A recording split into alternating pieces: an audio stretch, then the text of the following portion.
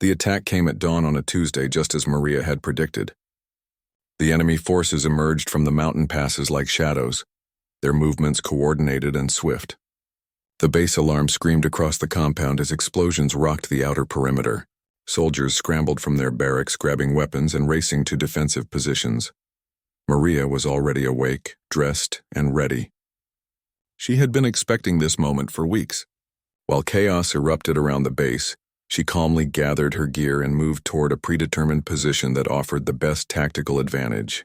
Her movements were deliberate and confident, completely different from the timid clerk everyone thought they knew. Colonel Harrison rushed to the command center, barking orders and trying to coordinate the defense. The enemy had chosen their timing perfectly, attacking during the shift change when some soldiers were still waking up. The initial assault had knocked out several communication towers and damaged key defensive positions. The situation was rapidly deteriorating. From her chosen vantage point in an abandoned watchtower, Maria surveyed the battlefield through a pair of binoculars she had quietly requisitioned weeks earlier. The enemy advance was proceeding exactly as she had anticipated, based on her observations of their reconnaissance patterns. They were using the terrain features she had mapped in her journal, moving along predictable routes toward the base's most vulnerable points. The base's designated marksmen were struggling to respond effectively to the attack. They were positioned according to standard defensive protocols, but those positions had been compromised by earlier enemy reconnaissance. Several had already been neutralized by enemy snipers who had infiltrated during the confusion. The defenders needed accurate long-range fire support, but their sniper support wouldn't arrive for hours. Maria opened her small duffel bag and carefully assembled a rifle she had been modifying in secret for months. It wasn't military issue. She had traded various personal items with other soldiers to acquire the components. The scope was calibrated to her exact specifications, and she had spent countless hours adjusting every element for maximum accuracy. Her grandfather's hunting rifle back home had been similar, and she understood every aspect of its mechanics. The wind patterns were exactly as she had recorded them during her months of observation. Maria adjusted her position and began calculating ranges to the enemy positions. Her breathing slowed and her heart rate dropped into the controlled rhythm her grandfather had taught her during those long-ago hunting trips. The chaos of battle faded into background noise as she focused entirely on her targets. Her first shot took down an enemy machine gunner who was pinning down a squad of defenders near the main gate. The distance was over 800 meters, and the bullet found its mark precisely. The enemy position immediately went silent, allowing the trapped soldiers to reposition. Maria had already moved to her next target before anyone realized what had happened. Colonel Harrison noticed the change in the battle's momentum, but couldn't identify the source. Enemy positions that had been causing major problems were suddenly being neutralized by accurate long-range fire. He grabbed his radio and demanded to know which of his snipers was providing such effective support, but his communications officers reported that none of their marksmen were in position to make those shots. Maria's second target was an enemy spotter who was directing mortar fire against the base's ammunition depot. She waited patiently for the perfect moment when the man raised his head to observe the fall of his rounds. Her shot eliminated him instantly, causing the enemy mortar team to lose their accuracy and effectiveness. The ammunition depot was saved from destruction. The enemy commander had positioned himself on a rocky outcrop approximately 1,200 meters from the base, believing he was safely out of range of the defenders' weapons. Through her scope, Maria could see him coordinating the attack with hand signals and radio communications. She studied his position for several minutes, accounting for wind drift and bullet drop over the extended distance. As the battle raged below, Maria remained completely calm and focused. She had trained for this moment through thousands of hours of practice and mental preparation.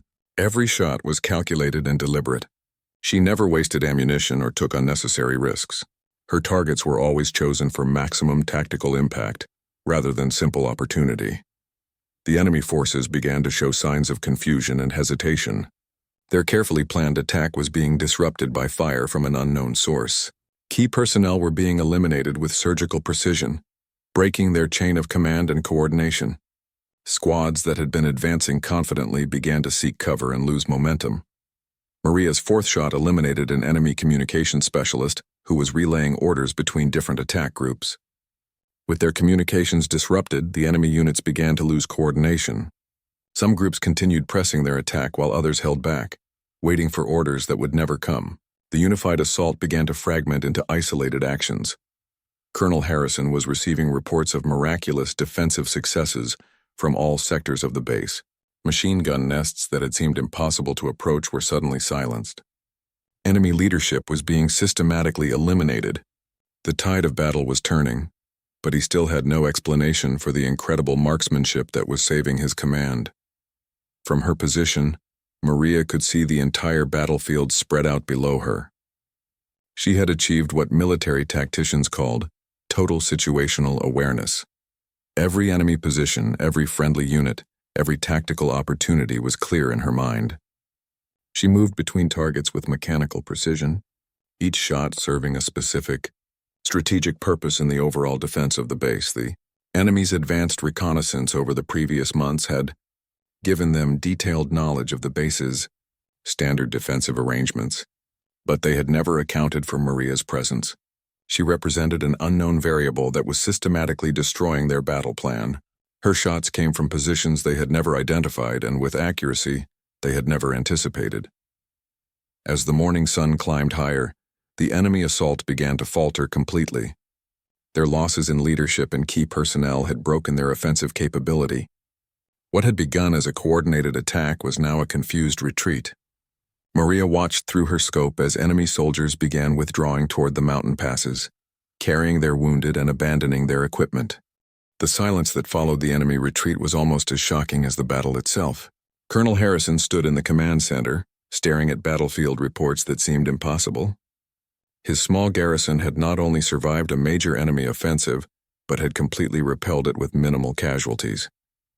The enemy had left behind equipment, weapons, and wounded soldiers in their hasty withdrawal.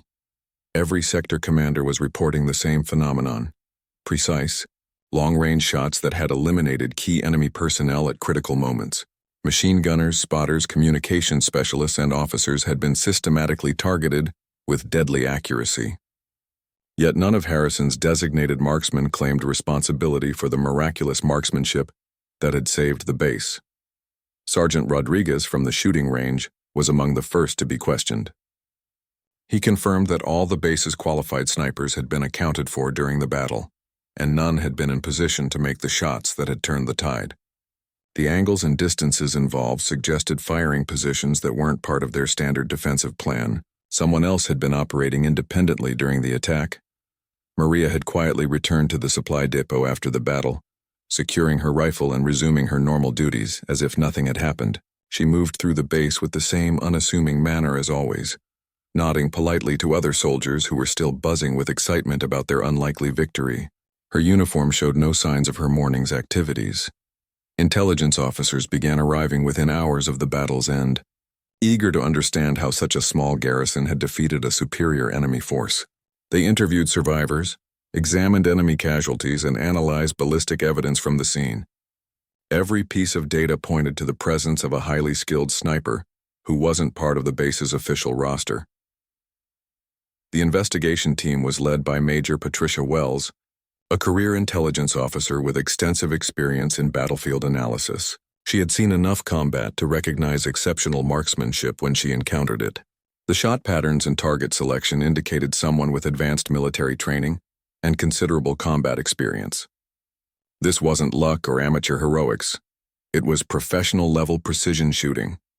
Colonel Harrison found himself in an awkward position. His superiors were demanding answers about the mystery sniper, but he had no information to provide. He knew every soldier under his command, their qualifications, and their assignments during the battle. The mathematical precision of the defensive fire suggested skills that should have been well documented in personnel files. Yet no one matched the profile. Maria continued her magazine counting duties while the investigation proceeded around her. Intelligence officers walked through the supply depot several times, interviewing staff and examining sight lines to potential firing positions. They spoke to her briefly, asking if she had noticed anything unusual during the battle. She answered their questions politely, claiming she had remained in the supply bunker during the entire engagement. The ballistics analysis revealed even more puzzling details. The mystery sniper had used non-standard ammunition that wasn't available through normal military supply channels. The bullet trajectories indicated firing positions in abandoned areas of the base that weren't part of any defensive plan. Most remarkably, every shot had been a single, precise hit with no follow-up rounds needed. Major Wells began mapping the firing positions and target locations, trying to understand the tactical thinking behind the mysterious sniper's actions. The target selection showed sophisticated understanding of military strategy and battlefield dynamics. Each elimination had served a specific purpose in disrupting the enemy's attack coordination. This wasn't random shooting. It was surgical intervention in the battle's flow. The enemy casualties told their own story.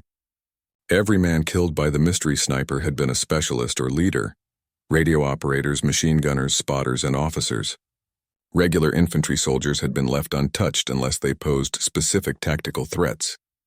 The unknown marksman had demonstrated not just exceptional shooting skills but also advanced military intelligence and target prioritization.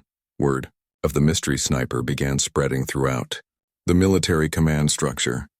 Other base commanders requested copies of the tactical analysis, hoping to understand how such effective defensive fire had been achieved with minimal resources. The battle was being studied as a textbook example of how precision marksmanship could multiply defensive effectiveness. Maria observed the investigation with quiet interest, noting which questions the intelligence officers were asking and what evidence they were collecting. Her months of observation had taught her to read people as carefully as she read terrain. She could see that Major Wells was intelligent and persistent, the kind of investigator who wouldn't give up easily. The search for the mystery sniper expanded beyond the base itself. Military personnel offices began reviewing records of everyone stationed at the facility, looking for anyone with advanced marksmanship training or combat experience that might have been overlooked. They checked transfer records, training certifications, and even personal backgrounds for clues. Several false leads emerged during the investigation.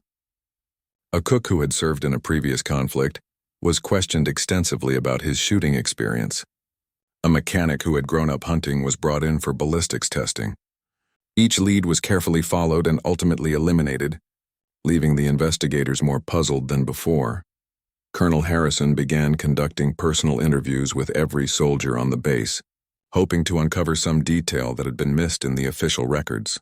He met with Maria on a Thursday afternoon, reviewing her personnel file and service record. On paper, she appeared to be exactly what everyone thought: a quiet, competent administrative worker with basic military training. During her interview, Maria answered every question clearly and completely. She explained her daily duties, her experience during the battle, and her background before military service. Her story was consistent with all available records, and she showed no signs of deception or nervousness. Colonel Harrison thanked her for her service and dismissed her, finding nothing suspicious. The investigation team began considering the possibility that the mystery sniper had been a friendly Special Forces operator who happened to be in the area during the attack. They contacted regional command centers and special operations units, trying to identify any personnel who might have assisted in the battle without authorization. These inquiries also led nowhere. Major Wells spent long hours studying the ballistics evidence and battlefield analysis. Something about the shooting patterns nagged at her professional instincts. The precision was remarkable, but there was also a patient, methodical quality to the target selection that reminded her of hunters rather than military snipers. The shots had been taken with the calm deliberation of someone who understood that time and accuracy were more important than volume of fire. As days passed without breakthrough in the investigation, the mystery sniper became something of a legend among the base personnel. Soldiers speculated about the identity of their unknown protector, creating elaborate theories about secret agents and guardian angels. The story grew with each telling, adding details and drama that hadn't been part of the actual battle. Maria listened to these stories with quiet amusement, understanding that her secret was safe as long as no one suspected that the small woman counting magazines could be capable of such extraordinary marksmanship. Her grandfather had taught her that the best hunters were those who never appeared dangerous to their prey. She had applied that same principle to military service, hiding her true capabilities behind a facade of ordinary competence. Colonel Harrison couldn't sleep. 2 weeks had passed since the mysterious battle, and the investigation had reached a dead end. He found himself walking the base perimeter at night, trying to understand how someone could have operated so effectively without leaving any trace of their identity. The professional quality of the marksmanship haunted him. It represented skills that should have been impossible to hide. On one of these midnight walks, Harrison noticed a small light in the abandoned watchtower, where intelligence officers had identified one of the firing positions. Curious and suspicious, he quietly approached the old structure. The tower had been deemed unsafe months earlier, and was supposed to be off-limits to all personnel. Someone was definitely inside. Climbing the creaking stairs as silently as possible, Harrison reached the upper level and peered through a crack in the door. Maria sat cross-legged on the floor, cleaning a rifle by lamplight. It wasn't a standard military weapon. The stock had been modified, the scope was custom-mounted, and every component showed signs of careful professional maintenance. This was the weapon of a true marksman.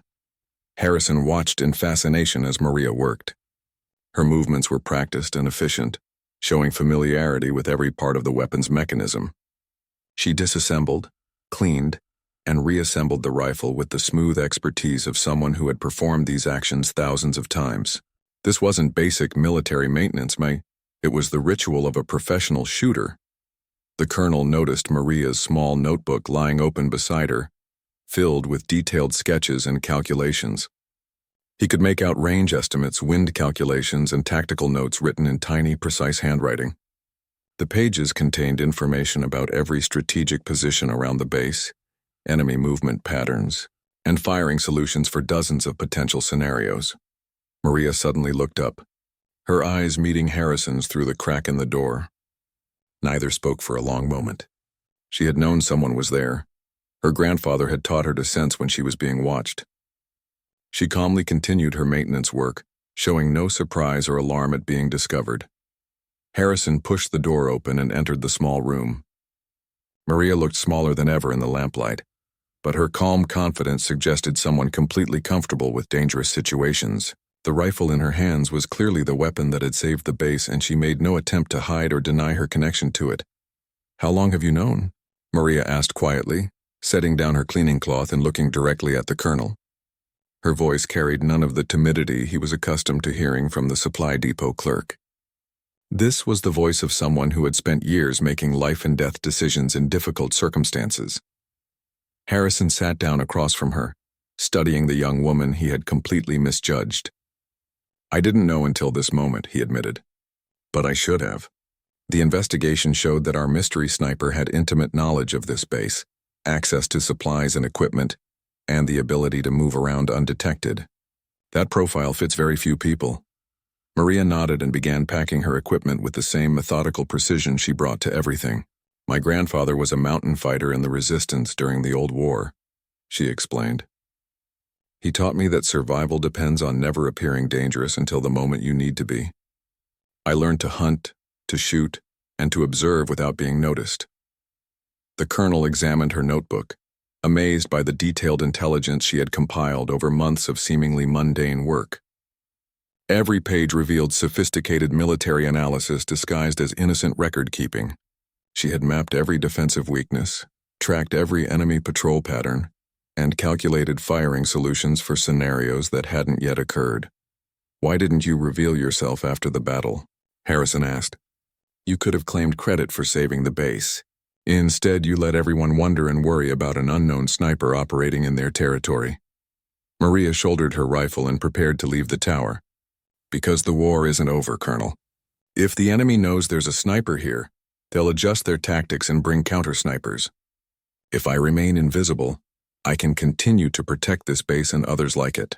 My grandfather taught me that the most effective weapon is one the enemy never sees coming." Harrison followed her down the stairs, his mind racing with implications. Maria's skills represented a strategic advantage that could be invaluable in the continuing conflict, but only if her identity remained secret. He was facing a decision that could affect the outcome of the entire war in their sector. "What happens now?" he asked as they reached the bottom of the tower. "I can't pretend I haven't discovered you, but I also can't officially acknowledge what I know. The investigation team is still looking for answers, and my superiors expect a report." Maria paused at the tower entrance, considering her options. "You could transfer me to another base," she suggested. "Someone with my administrative skills would be valuable elsewhere, and it would remove me from Major Wells's investigation. Or you could find a way to close the investigation without revealing my identity." The colonel realized he was looking at one of the most dangerous soldiers under his command, hidden inside the body of a quiet supply clerk. Her proposal made tactical sense. Keeping her identity secret while allowing her to continue operating would provide ongoing intelligence and defensive advantages that couldn't be achieved through conventional military channels. Over the next few days, Harrison found himself observing Maria with new eyes. Her seemingly casual conversations with other soldiers were actually intelligence-gathering sessions.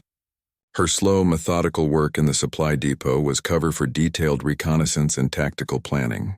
Even her quiet meals alone were opportunities to observe and analyze everything around her. The colonel began making subtle arrangements to protect Maria's secret identity.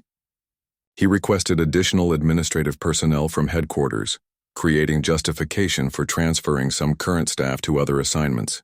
He also began feeding false information to the investigation team, suggesting that the mystery sniper might have been a special forces operator passing through the area.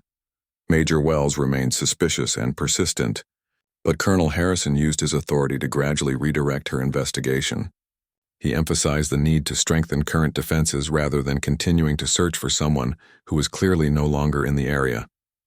Security protocols were updated, new positions were established, and the focus shifted from investigation to prevention. Maria continued her double life with remarkable skill. During the day, she counted magazines and managed inventory with the same quiet efficiency she had always shown. But now Harrison knew that she was also memorizing supply patterns, tracking personnel movements, and preparing for future defensive scenarios. Her administrative work had become an elaborate intelligence operation. The base began receiving reports of increased enemy activity in neighboring sectors. Reconnaissance flights spotted large troop movements and equipment concentrations that suggested another major offensive was being planned. Military intelligence predicted that multiple bases would be targeted simultaneously, stretching defensive resources to their limits. Harrison found himself facing the prospect of another battle, but this time he knew he had a secret weapon. Maria's skills had already proven their worth in actual combat, and her detailed knowledge of enemy tactics gave them advantages that conventional forces couldn't provide. However, maintaining her cover while utilizing her abilities would require careful planning and coordination. During a private meeting in his office, Harrison discussed the developing situation with Maria. Her analysis of the intelligence reports revealed details that professional analysts had missed. She identified patterns in enemy movement that suggested specific attack timelines and target priorities. Her insights were invaluable, but they couldn't be shared without revealing their source. Maria proposed a solution that demonstrated her strategic thinking beyond pure marksmanship. She suggested establishing a network of hidden observation posts around the base, using her administrative authority to position supplies and equipment that could support extended operations. The system would appear to be standard inventory management, while actually creating an invisible defensive network. The colonel agreed to her proposal, understanding that he was essentially authorizing an unauthorized special operations program run by a supply clerk. The risk was enormous, but the potential benefits were even greater. Maria had already proven her capabilities once, and the developing military situation required extraordinary measures to ensure survival. The second enemy offensive began 3 weeks later, just as Maria had predicted from her analysis of reconnaissance patterns. This time, however, the base was ready in ways the enemy could never have anticipated. Over the previous weeks, Maria had quietly established a network of hidden supply caches and observation points throughout the surrounding terrain, disguised as routine inventory distribution. Colonel Harrison watched from the command center as the attack unfolded according to intelligence predictions. Multiple enemy columns approached from different directions, attempting to overwhelm the base's defenses through simultaneous assaults. Their tactics were more sophisticated this time, incorporating lessons learned from their previous failed attack. They had brought counter-sniper teams and advanced communications equipment. Maria was already in position before the first enemy shots were fired. She had spent the night moving between her prepared positions, checking equipment and confirming sight lines to key tactical points. Her network of hidden caches allowed her to operate for extended periods without returning to the base, giving her tactical flexibility that traditional, defensive positions couldn't provide. The enemy's opening. Move was a coordinated mortar barrage designed to destroy communications and disrupt defensive coordination. However, Maria had identified their mortar positions during her weeks of observation and had calculated precise firing solutions for each location. Her first shots eliminated 3 mortar crews within minutes, severely reducing the effectiveness of the preliminary bombardment. From her primary position on a rocky outcrop 2 kilometers from the base, Maria could observe the entire battlefield through her scope. She had memorized every terrain feature, calculated ranges to hundreds of potential target locations, and prepared multiple escape routes between positions. Her grandfather's training in mountain warfare had taught her to think like the landscape itself. The enemy commander had learned from the previous battle and deployed his forces more cautiously this time. Instead of exposing key personnel, he used redundant communications and dispersed command structures to prevent decapitation attacks. However, Maria's weeks of intelligence gathering had revealed patterns in enemy organization that allowed her to identify critical nodes in their command network. Colonel Harrison received radio reports of enemy advances being mysteriously stalled at critical choke points. Machine gun positions that should have provided covering fire were falling silent. Communication relays were being systematically destroyed. Once again, precise long-range fire was disrupting enemy operations, but this time the effects were even more pronounced due to Maria's improved positioning and preparation. Major Wells had remained on the base despite the investigation's official conclusion, ostensibly to study defensive improvements. She monitored radio communications from the command center, noting the same pattern of mysterious sniper support that had characterized the previous battle. Her trained analytical mind recognized that someone was conducting a sophisticated, solo operation against the entire enemy force. Maria's second position was in an abandoned mining structure that provided concealed access to multiple firing lanes. She had spent days preparing this location, installing camouflaged equipment and creating protected storage for ammunition and supplies.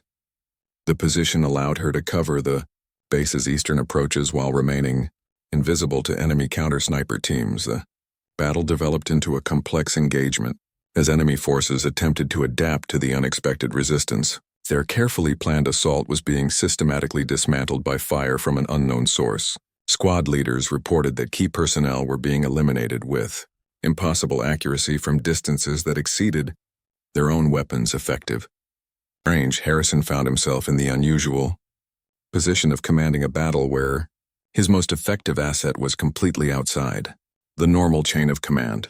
He couldn't coordinate directly with Maria or assign her specific targets, yet her independent actions were proving more valuable than entire platoons of conventional soldiers.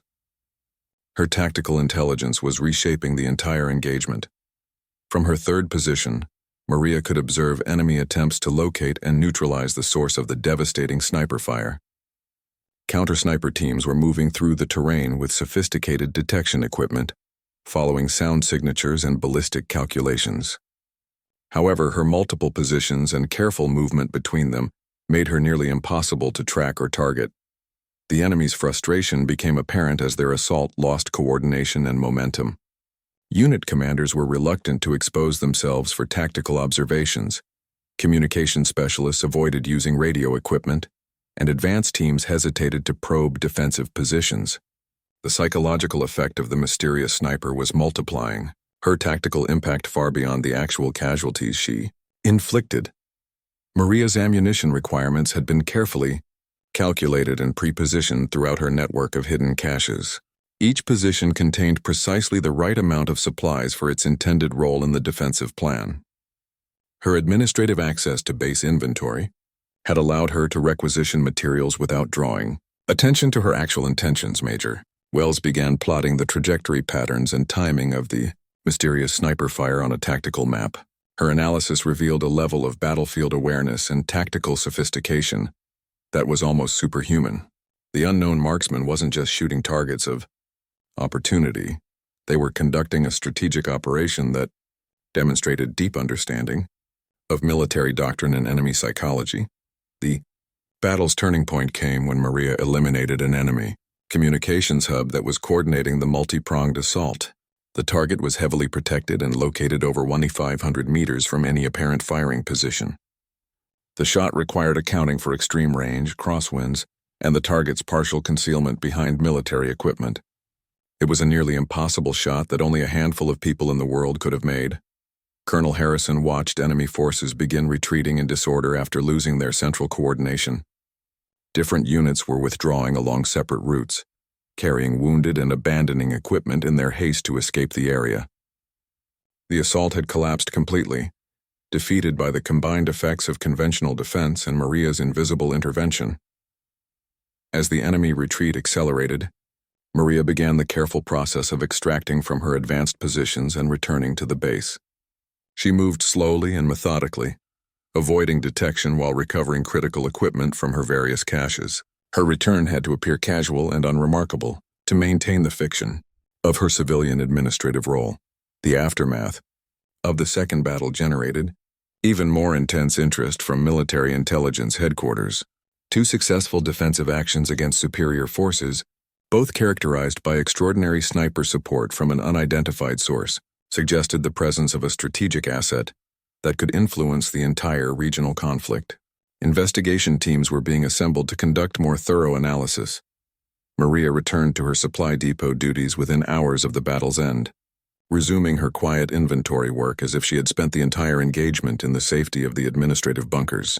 Her uniform was clean, her demeanor was calm, and she showed no signs of the intense physical and mental stress that should have affected anyone who had just conducted a solo battle against an entire enemy force. Colonel Harrison knew that the growing attention from higher command levels would make it increasingly difficult to protect Maria's identity.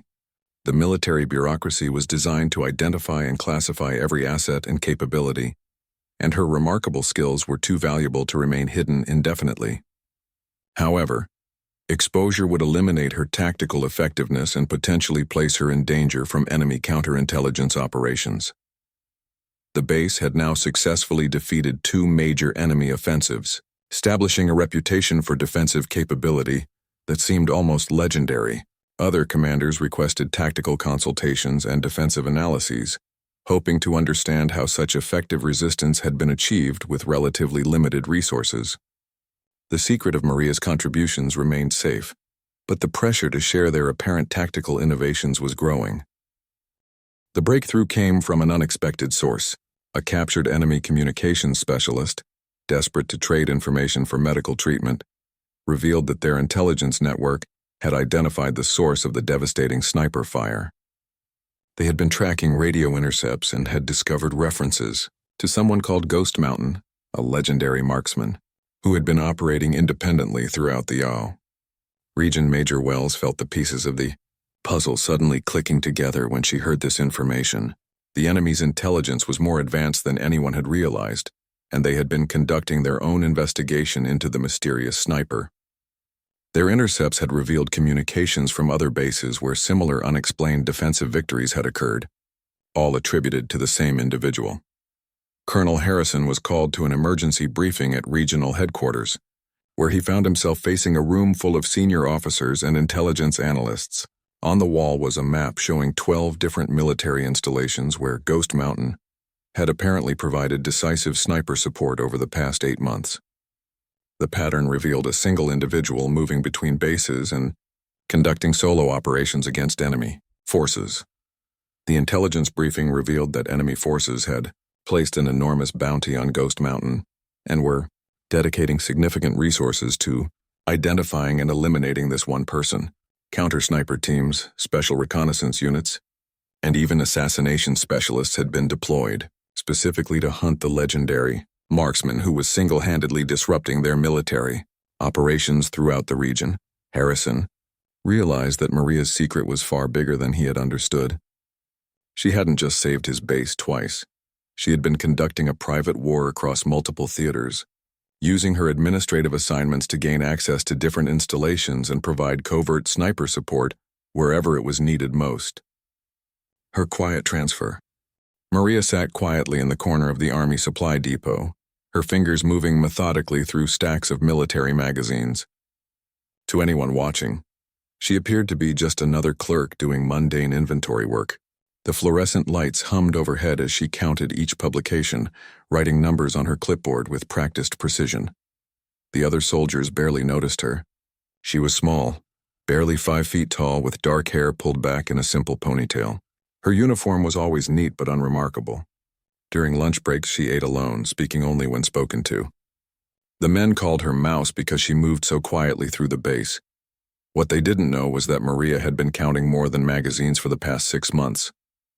Her keen eyes had been memorizing guard rotations, noting weak points in the perimeter, and tracking the movement patterns of enemy scouts who occasionally appeared on the distant hills. Her grandfather had taught her to hunt in the mountains of her homeland, and those skills had never left her. Every evening, Maria would return to her small quarters and write detailed notes in a personal journal. She recorded wind patterns, distances to various landmarks, and the daily routines of everyone on the base. Her handwriting was tiny and precise, filling page after page with observations that seemed meaningless to anyone else. The base commander, Colonel Harrison, was a stern man in his 50s who prided himself on knowing everything that happened under his command. He had noticed Maria during inspections but assumed she was just another support staff member. The war had created a shortage of personnel, so they took whoever they could get for administrative work. Maria had grown up in a small mountain village where survival meant being aware of everything around you. Her father had died when she was young, and her mother worked long hours in the local textile factory. It was her grandfather, a former military man himself, who had taught her the art of patience and observation. He would take her hunting in the early morning mist, teaching her to read the landscape like a book. Those childhood lessons had served her well when she volunteered for military service. The recruitment officer had looked at her small frame and immediately assigned her to administrative duties. She didn't argue or complain. Instead, she saw an opportunity to learn and prepare for something greater.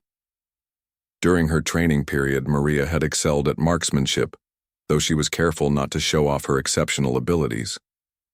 She scored well enough to pass, but not so well as to draw unwanted attention. Her instructors praised her discipline and attention to detail, but never suspected the depth of her capabilities. The supply depot where she worked was strategically located near the front lines. Intelligence reports suggested that enemy forces were planning an offensive in the coming weeks. The base was on high alert with increased patrols and security measures. Yet Maria continued her quiet work, counting magazines and supplies as if nothing had changed. She had begun to notice patterns in the enemy's reconnaissance activities. Small groups of scouts would appear on the ridgeline approximately every 3 days, always at dawn, using the same observation points. They were professional but had grown comfortable with their routine. Maria calculated the exact distances and angles from various positions on the base to those observation points. In her spare time, Maria would visit the base's shooting range, ostensibly to maintain her basic qualifications. The range master, Sergeant Rodriguez, was impressed by her consistent accuracy but attributed it to careful practice rather than natural talent. She would arrive early, before the other soldiers, and practice with different weapons under various conditions. The other female soldiers on the base worked primarily in medical or communication roles. They formed a small, tight-knit group, but Maria remained on the periphery. She was friendly but distant, polite but never personal. Some thought she was shy. Others assumed she felt superior to her colleagues. None of them guessed that she was constantly analyzing and preparing. Colonel Harrison had been receiving troubling intelligence reports about increased enemy activity in the sector. The scouts on the ridgeline were becoming bolder, and there were signs that a larger force was gathering beyond the mountains. He had requested additional sniper support from headquarters, but resources were stretched thin across all fronts. Maria knew about the enemy buildup before the official intelligence reports confirmed it. Her daily observations had revealed subtle changes in the scouts' behavior and equipment. They were conducting more detailed surveillance and staying longer at each observation point.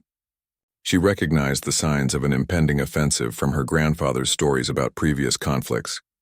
As tensions increased on the base, Maria maintained her calm exterior while internally preparing for what she knew was coming. She had memorized every inch of the surrounding terrain, calculated wind patterns for different times of day, and identified the optimal firing positions for various scenarios. Her magazine counting continued, but it had become a cover for much more sophisticated reconnaissance work. The evening before everything changed, Maria sat in her quarters writing in her journal as usual. But this time her notes were different. She wasn't just recording observations. She was finalizing plans. Her small hands wrote steadily in the lamplight, preparing for a moment when her true identity would finally be revealed. The war was about to discover that the quiet magazine counter had skills that could change the outcome of the coming battle.